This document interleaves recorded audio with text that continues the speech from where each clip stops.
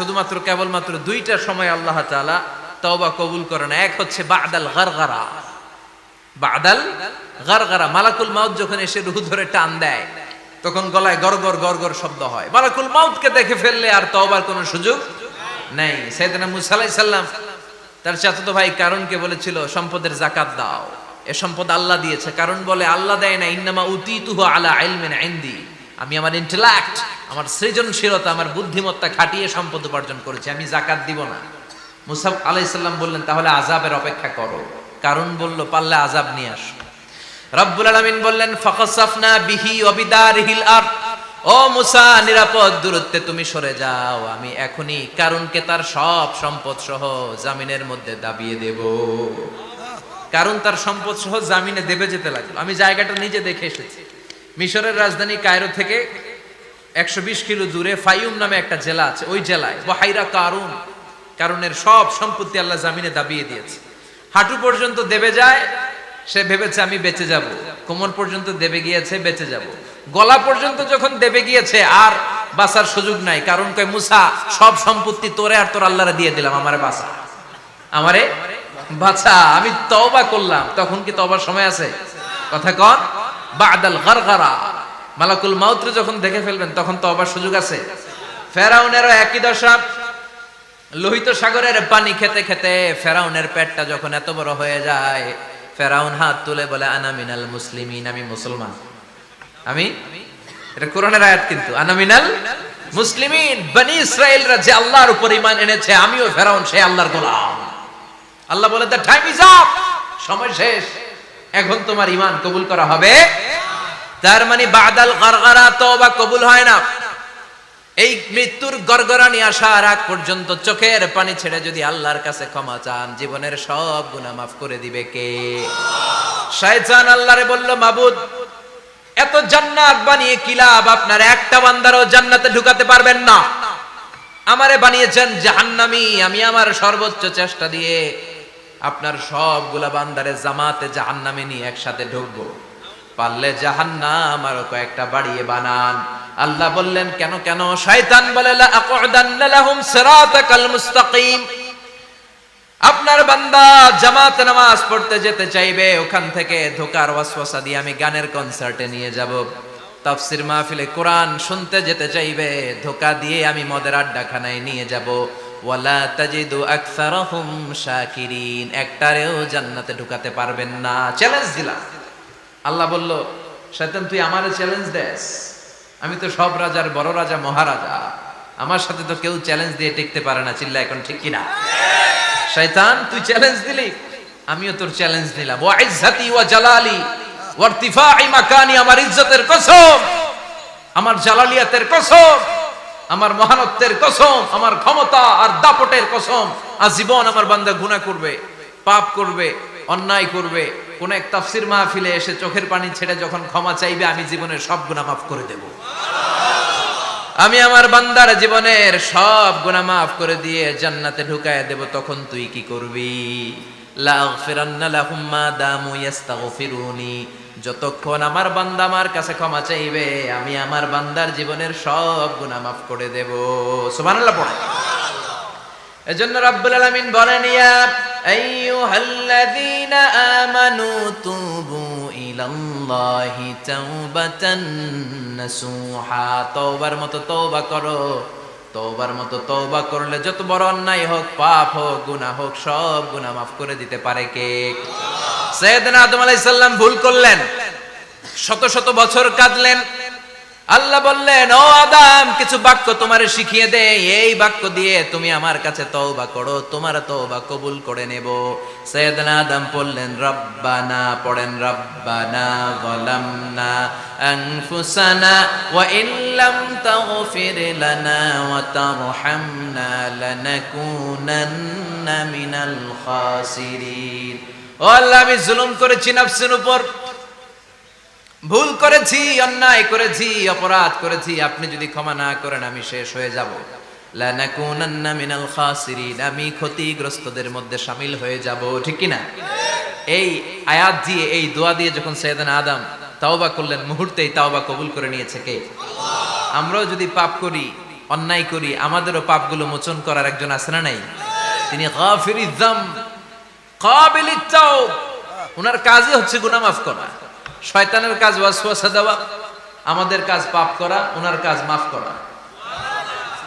আল্লাহ ডেকে বলে, গোলাম তোরা যদি পাপ না করতি আর বারবার মাফ না চাইতি, তাহলে তোদেরকে ধ্বংস করে দিয়ে জমিনের বুকে এমন একটা জাতি আমি বানাতাম যারা পাপ করতো আর মাফ চাইতো, আর আমি মাফ করতাম। সুবহানাল্লাহ পড়েন।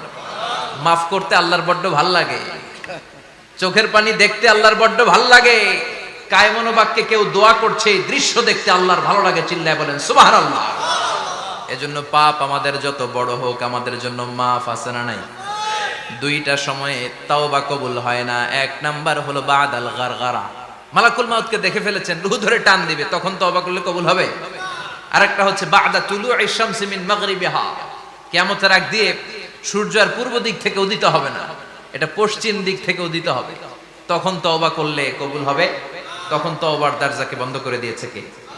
এজন্য আমরা যে কোনো পাপই করি না কেন, পাপ হয়েই যেতে পারে, আশা হারানোর কারণ নাই। Never lose hope, never give up. মুমিন কখনো আশা হারায় না, মুমিন কখনো নিরাশ হয় না। মুমিনের আশা ভরসা একটা সত্তার উপরে, চিৎকার করে বলতে হবে তিনি কে? এজন্য পাপ হওয়ার সাথে সাথে আমরা তওবা করব কার কাছে? বিশ্বনবী বললেন কিছু কিছু কাজ আছে এগুলো হয়ে যাওয়ার পরে দেরি করা যায় না। এক নম্বরে নামাজের ওয়াক্ত হলে দেরি করা যায় না, ঠিক কিনা? সালাতে কায়েম করো, সালাতে কায়েম করো, হবে সম্মানী তুমি, হবে জান্নাতি তুমি, হবে সম্মানী তুমি, হবে জান্নাতি তুমি, দিবে কাল হাসরে শীতল ছায়া আরশে আজিম, রব্বিয়াল আলা রব্বিয়াল আযীম, রব্বিয়াল আলা রব্বিয়াল আযীম। সুবহানাল্লাহ পড়েন। নামাজের সময় হওয়া মাত্র দেরি নাই। তাজহিজুল মাইয়িত, মারা গেলে লাশ রেখে দেয়া যায় না, তাড়াতাড়ি দাফন করে দাও। নামাজের সময় হলে নামাজ পড়ো, দেরি করো না। মানুষ মারা গেলে দাফন করতে দেরি করো না। বান্দা যদি পাপ করে ফেলে তওবা করতে দেরি করো। এজন্য পাপ করার সাথে সাথে তওবা করার দরকার আছে না নাই? এখন তওবা যে করব, কোন সিস্টেমে করব? কোন সিস্টেমে?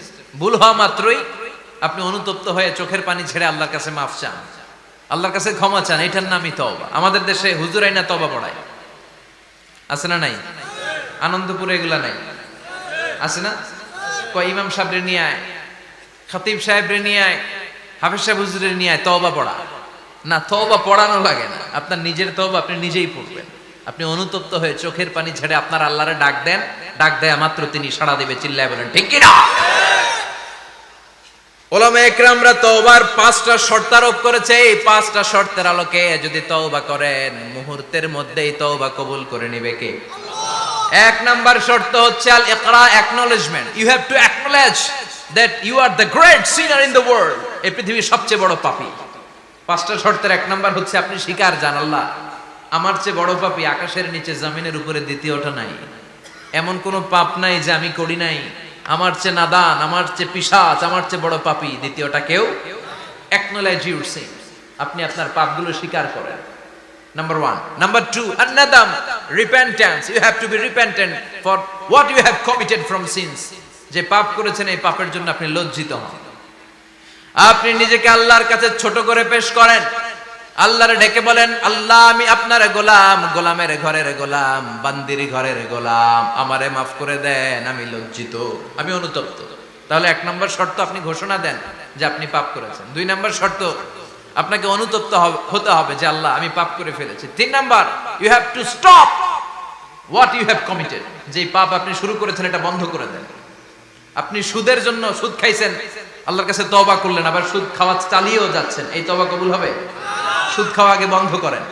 আপনি ঘুষ খেয়েছেন, এই ঘুষ খাওয়ার কারণে আপনি আল্লাহর কাছে তওবা করলেন কিন্তু ঘুষ খেয়েই যাচ্ছেন, এই তওবা কবুল হবে?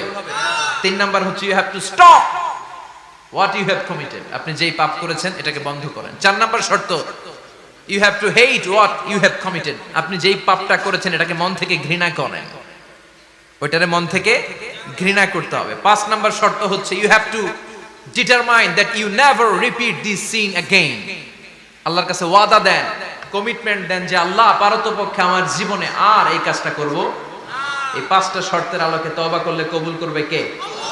এক নম্বরে স্বীকার জান আল্লাহ আমি পাপী, দুই নম্বরে অনুতপ্ত হন, তিন নম্বরে পাপ কাজটা বন্ধ করে দেন, চার নম্বরে ওই পাপ কাজটাকে মন থেকে ঘৃণা করেন, পাঁচ নম্বরে আল্লাহর কাছে ওয়াদা দেন আর জীবনেও এই পাপ করব না। এই পাঁচটা শর্তের আলোকে যদি তওবা করেন আপনার তওবা কবুল করে নিবে কে? এজন্য যত পাপ যত অন্যায় আমরা করি না কেন আমাদের এই পাপগুলো অন্যায়গুলো ক্ষমা করার একজন আছে না নাই? তিনি কে? এজন্য সব সময় তওবা করতে রাজি আছেন তো? প্রতিদিন শত শতবার তওবা করতে রাজি আছেন? প্রতিদিন শত শতবার ইস্তেগফার পড়তে রাজি আছেন? বিশ্বনবী প্রতিদিন 70 বারেরও বেশি ইস্তেগফার করতেন। শুধু টয়লেটে যে মুহূর্তে থাকতেন ওই মুহূর্তে পড়তেন না, টয়লেটে ঢুকার মুহূর্তে বিশ্বনবী ইস্তেগফার পড়তে পারতেন না, তাই টয়লেট থেকে বেরোয়েই তিনি ইস্তেগফার পড়তেন। তিনি পড়তেন গফরানাক। কি পড়তেন? গফরানাক মানে হলো আস্তাগফিরুল্লাহ। গফরানাক মানে কি? গফরানাক মানে আল্লাহ আমি আপনার ক্ষমা চাই, মানে আস্তাগফিরুল্লাহ। আবার বিশ্বনবী বলতেন মান লাযামাল ইস্তিগফার জাআলাল্লাহু লাহু মিন কুল্লি দিকিন মাখরাজা। যে ব্যক্তি সব সময় ইস্তেগফারের সাথে লেগে থাকে তাকে সব সময় বিপদ থেকে মুক্তি দিবে কে? আমাদের জীবনে বিপদ আছে না নাই? কত ধরনের বিপদ, যে কোনো সময় অসুস্থ হয়ে যেতে পারি, যে কোনো সময় দুর্ঘটনার কবলে পড়তে পারি, যে কোনো সময় গুম হয়ে যেতে পারি। কথা কন, এদেশে গুম টুম নাই মনে হয়, ক্রস ফায়ার নাই, কে কোন সময় গুম কে কোন সময় নাই কোনো ঠিক নাই। আল্লাহ বিশ্বনবী বললেন মান লাজিমাল ইস্তিগফার জাআলাল্লাহু লাহু মিন কুল্লি দিকিন মাখরাজা। সব সময় যে ইস্তেগফারের সাথে আঠার মতো লেগে থাকবে আল্লাহ তাআলা তাকে বিপদ থেকে সব সময় মুক্তি দান করবেন। সুবহানাল্লাহ পড়েন। দুই নম্বরে বিশ্বনবী বললেন অমিন কুল্লি হাম্মিন ফারাজা। ওই ব্যক্তিকে রব্বুল আলামিন সব ধরনের দুশ্চিন্তা থেকে মুক্তি দিয়ে দিবেন। আমাদের জীবনে দুশ্চিন্তা আছে না নাই? টেনশন নাই কার কার? হাত তোলেন তো। যে হুজুর আমার কোনো টেনশন নাই। আপনার টেনশন নাই? মাশাআল্লাহ। আমার সাথে দেখা করবেন আলোচনার পরে। টেনশন ছাড়া মানুষ আছে? বাসার টেনশন, মরার টেনশন, কবরের টেনশন, ক্যারিয়ারের টেনশন, বিদ্যুৎ বিলের টেনশন, গ্যাসের বিলের টেনশন, বাড়ি ভাড়ার টেনশন আছে না নাই? বিশ্বনবী বললেন টেনশন ছাড়া মানুষ নাই। সব সময় আঠার মতো যে ইস্তেগফারের সাথে লেগে থাকবে তাকে টেনশন মুক্ত করে দিবে কে? তিন নাম্বার ওয়ারযুকহু মিন হাইসু লা ইয়াহতাসিব। এমন জায়গা থেকে আল্লাহ তাআলা রিজিকের ব্যবস্থা করে দিবেন সে কল্পনাও করতে পারবে না। আমি নিজে এটার প্রমাণ পেয়েছি। অনেক অনেক সময় আমি কল্পনাও করি নাই যে এখান থেকে আমার রিজিকের ব্যবস্থা হতে পারে। এমন পরিমাণে রিজিকের ব্যবস্থা এসেছে দুই হাতে নিয়েও কুলাতে পারি নাই। এজন্য সব সময় চলতে ফিরতে উঠতে বসতে ইস্তেগফারের সাথে লেগে থাকার দরকার আছে না নাই? আবার বিশ্বনবী বললেন সদা সর্বদা যারা সব সময় ইস্তেগফার পড়বে আল্লাহর পক্ষ থেকে কোনো আযাব গজব তাদের উপর পাকড়াও হবে না। ওয়া মা কানাল্লাহু মুআযযিবাহুম ওয়া হুম ইস্তাগফিরুন। সুবহানাল্লাহ। যতক্ষণ তুমি ইস্তেগফার পড়বে আল্লাহর পক্ষ থেকে প্রোটেকশন আছে না নাই? তাহলে চারটা জিনিস পেলেন। এক নম্বরে বিপদ থেকে মুক্তি দিবে কে? টেনশন মুক্ত করে দিবে কে? রিজিকের ব্যবস্থা করে দিবে কে? আল্লাহর আযাব আর গজব থেকে আপনার হেফাজতে রাখবে কে? ইস্তেগফার পড়ার 5 নাম্বার ফজিলত হচ্ছে সব সময় ইস্তেগফার করলে আপনি মুস্তাজাবুদ দাওয়া হয়ে যাবেন। কি হয়ে যাবেন?